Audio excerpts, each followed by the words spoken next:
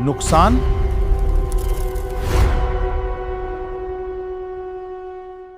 दोस्तों नमस्कार। कहते हैं ना कि ज़िंदगी में पैसा कमाना एक अलग बात है और उस पैसे का सुख भोगना एक अलग बात है। तो जो ग्रह आपको पैसा कमवाता है वो राहु होता है और जो उस पैसे से सुख सुविधाएं यानी कि आपके जीवन के सुख जो हैं उनको भोगने में आपको मदद करता है उसको केतु कहते हैं। आज हम बात करेंगे केतु खाना नंबर 12 की, यानी कि 12वें घर का जो केतु है वो आपके जीवन के सुख, आपके रात के सुख, आपकी आरामदारी, आपकी गृहस्थी का सुख, उसको ड्राइव करता है आपकी लाइफ। तो जिन लोगों का 12वें घर का केतु ठीक होके चलता है या ठीक होता है वो जिंदगी में बहुत आराम की जिंदगी, और जो घूम घूम के भटक भटक के जैसे सेल्समैन वाली जॉब है उस तरह के काम जो लोग करते हैं वो केतु 3 वाले लोग, जो घर से दूर रह के पैसा कमाते हैं वो केतु 3 वाले लोग। केतु 12 वालों के लिए कुछ सावधानियां लाल किताब में बताई गई हैं, जैसे कि जिसका भी केतु 12 हो वो कभी भी किसी निसंतान व्यक्ति के घर को खरीद के या उसकी ज़मीन पे उससे ज़मीन खरीद के उस घर में ना रहे, ये उसके लिए निषिद्ध है। ऐसा नहीं करना, क्योंकि निसंतान व्यक्ति, बेऔलाद व्यक्ति का अगर घर आप खरीदते हो और उस पर अपना मकान बनाते हो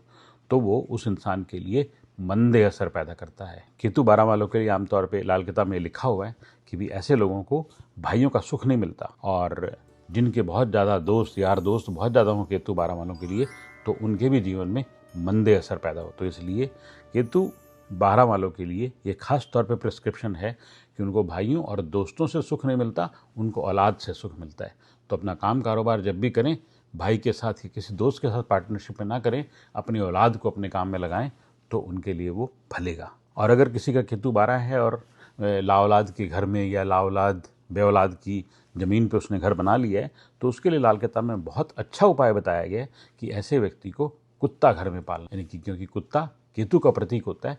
और केतु एक ऐसा ग्रह है लाल किताब में जिसको बताया गया कि जैसे कुर्बानी के बकरे एक चैप्टर आता है लाल किताब में ना, उसके ऊपर मेरी एक वीडियो है, उसका मैं लिंक दे दूंगा, आप उसको पढ़ना। तो जो केतु ग्रह है वो हर ग्रह की कुर्बानी का बकरा है, यानी कि किसी भी ग्रह के ऊपर कोई बला आए तो वो अपनी बला को केतु पे टाल देता है।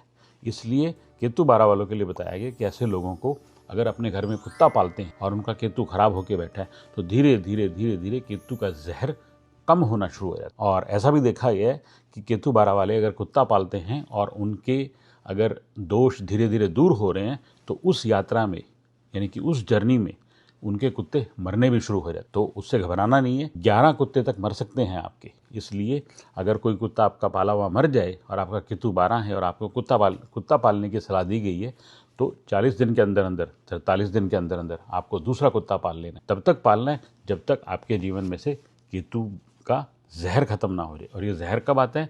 जब इंसान लंगोट का कच्चा होता है। तो इसलिए अपने चरित्र को, अपने कैरेक्टर को ठीक रखें तो आपका केतु 12 वालों का केतु बहुत बढ़िया होकर चलता है और उनका जीवन उम्दा हो जाता है। शनि के भंडारे वाली वीडियो में मैंने आप लोगों को बताया था कि उसमें चावल, तिल और मीठा ये सब मिला के शनि का भंडारा करना। लेकिन केतु 12 वालों के लिए जो सतनजा है उसको पीस के और वो सतनजा चींटियों को अगर खिलाते हैं तो ये भी एक उपाय के रूप में काम करता है। यानी कि केतु 12 वालों के लिए सामान्यतः कुत्ते की सेवा या कुत्ता पालना ही एक बहुत बढ़िया उपाय बताया गया लाल। और एक किसी का मैसेज आया था कि अगर कहीं सड़क पे पड़ा हुआ पैसा मिल जाए तो उसका क्या करें। अब देखो, जो आपको सड़क पे पड़ा हुआ पैसा मिला है तो वो किसी के पास था, यानी कि मैं उसको इस ढंग से देखता हूँ कि वो एक लक्ष्मी का चंचल स्वरूप है, वो स्थिर लक्ष्मी नहीं है। वो लक्ष्मी का वो स्वरूप है जो कहते हैं ना कि उल्लू पे बैठ के आई, राइट।